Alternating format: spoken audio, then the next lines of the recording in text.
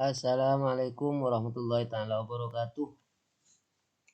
Video ini sebagai pengganti tatap muka di kelas pada hari ini, yaitu hari Selasa tanggal 13 Februari 2024. Karena tidak bisa masuk hari ini dan diperkirakan materi tidak selesai di kelas 9, maka saya membuat video pendek berkaitan dengan bab 8. Materi utamanya adalah beriman kepada qada dan qadar, berbuah ketenangan hati. Di mana pada materi ini harapannya peserta didik mampu menjelaskan pengertian qada dan qadar dengan baik dan benar. Setelah itu peserta didik mampu menunjukkan ayat atau hadis terkait dengan qada dan qadar dengan baik dan benar. Dan setelah menonton video ini, peserta didik mampu menuliskan ayat atau hadis tentang qada dan qadar dengan baik dan benar. Selanjutnya, pengertian qada, qadar dan takdir. Secara bahasa, qada memiliki beberapa pengertian, yaitu hukum, keputusan, ketetapan, kehendak.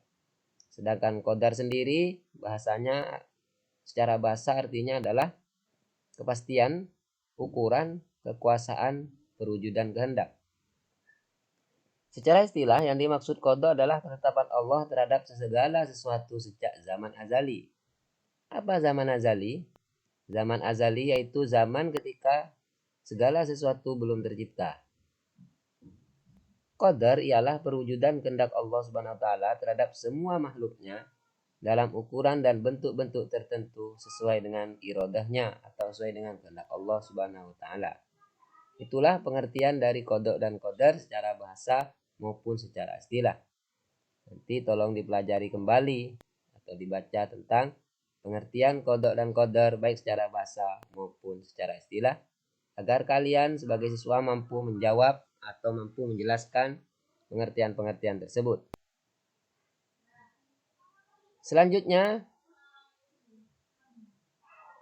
di bawah ini termasuk ada hadis yang menjelaskan tentang adanya ketentuan Allah atau qada dan qadar.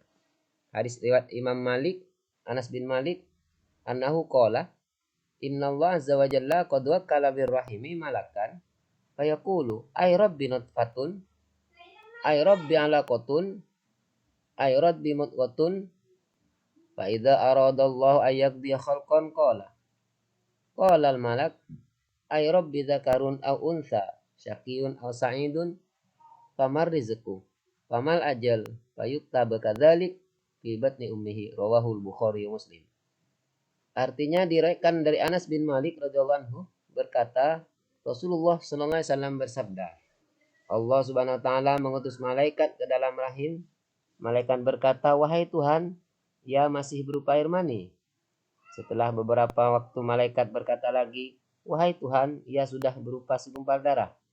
Begitu juga setelah berlalu 40 hari, malaikat berkata lagi, wahai Tuhan, ia sudah berupa segumpal daging.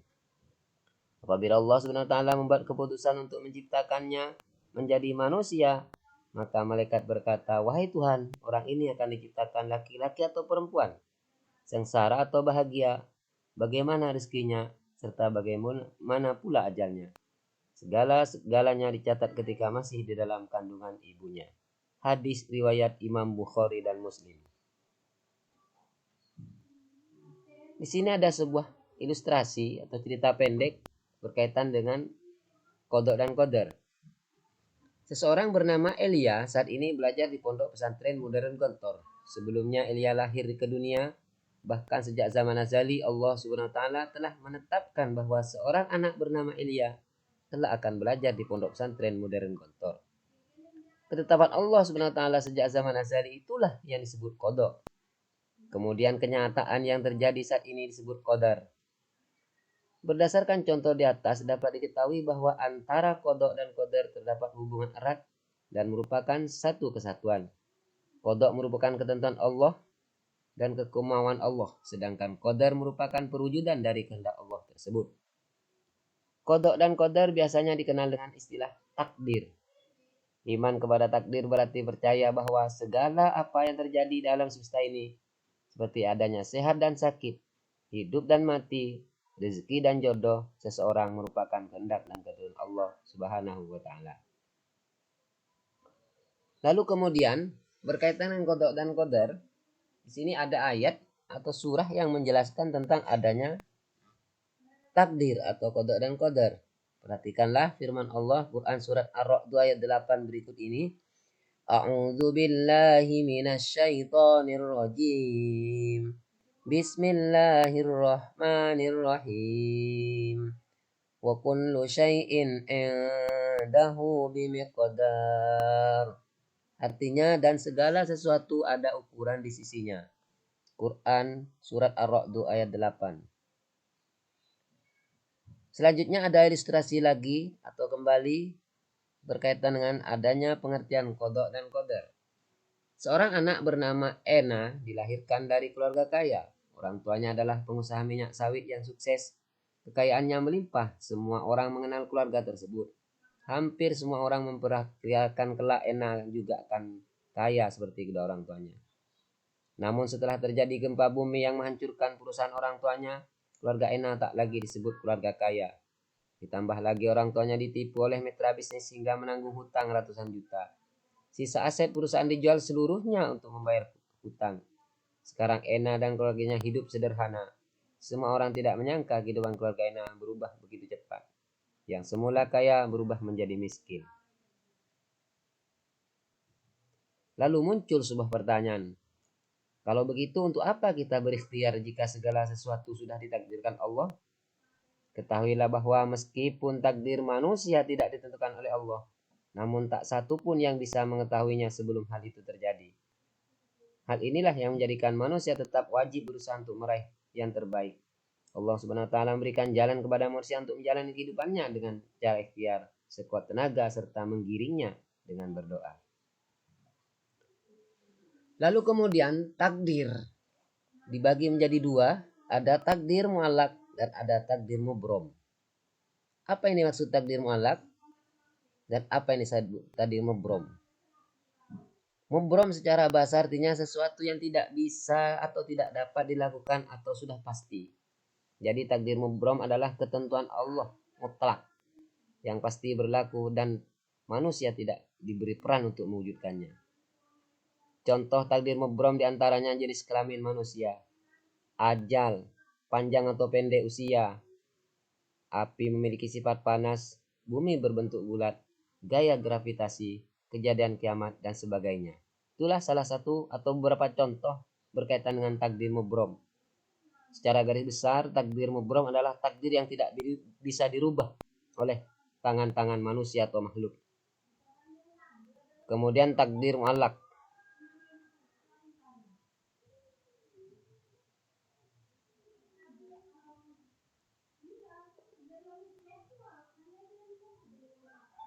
Takdir mu'allaq adalah takdir yang masih bisa diusahakan oleh tangan manusia atau dengan usaha manusia. Sementara di materi ini tidak dituliskan secara langsung, namun di materi yang ada di buku PDF, materi bab 8 yang saya share, bisa kalian lihat apa perbedaan takdir mubrom dan takdir mu'allaq. Selanjutnya, manfaat beriman kepada qada dan qadar. Manfaatnya apa ketika kita beriman kepada qada dan qadar? Lalu bagaimana fungsi atau aplikasinya dalam kehidupan? Yang pertama, ketika kita beriman kepada qada dan qadar, jelas yang pertama menenangkan jiwa. Kemudian yang kedua, senantiasa bersikap sabar dan syukur. Yang ketiga, menumbuhkan sifat optimis. Dan yang keempat, menjauhkan diri dari sifat sombong.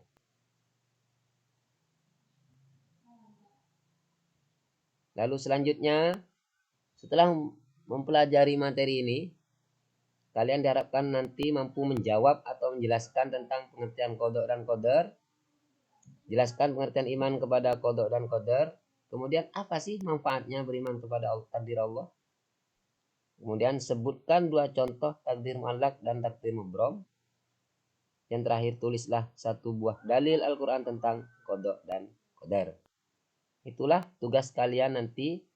Tolong kalian catat ke buku tulis jawabannya.